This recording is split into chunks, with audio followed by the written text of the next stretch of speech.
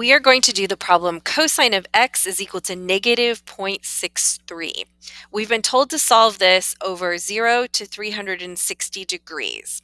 Remember, we start these by using our inverse cosine. So inverse cosine of negative 0.63 ratio is going to give us an angle, and we'll throw this into decimals. So we'll do cosine inverse of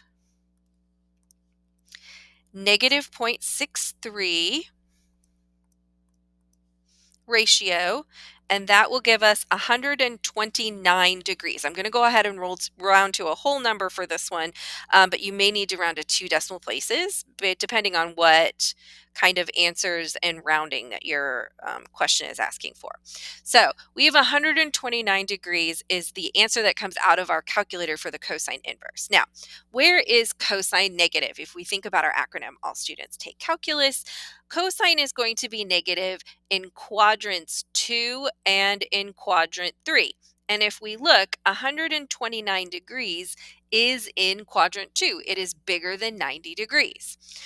If we just proceed from here and we think, well, we want a quadrant 3 answer, and we think, okay, quadrant 3 answers, we do 180 degrees plus the reference angle, which is 129 degrees. If we put these together, what we're going to get is 309 degrees. But what's the problem with that? 309 degrees is bigger than 270. This is in quadrant 4. So what we have going on here can't be right. And the problem is that 129 degrees is not a reference angle. It's not an angle between 0 and 90 degrees. We need a reference angle that's between 0 and 90 degrees. So the hard part about cosines of a negative is finding that reference angle. So let's start by graphing the angle 129 degrees. Where is that angle? It's in the second quadrant, and this part of the angle is 129 degrees, which means the reference angle is this little bit here. This is the part that is going to be our reference angle. So how do I get that little bit right there that's in the reference triangle? Well, we're going to reverse this and we're going to think, what is 180 minus 129? That is going to give us our reference angle, which is 51 degrees. Notice it's between 0 and 90.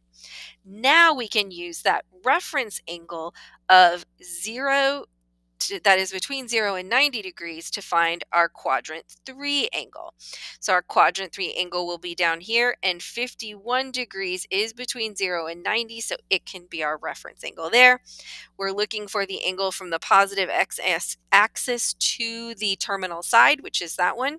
So we're going to do 180 plus 51 degrees, and that is going to give us an answer of 231 degrees, which is in quadrant 3. So our two answers that come out of this are 129 and 231. But when we're doing cosine equal to a negative, the difficult part here is going to be finding that reference angle.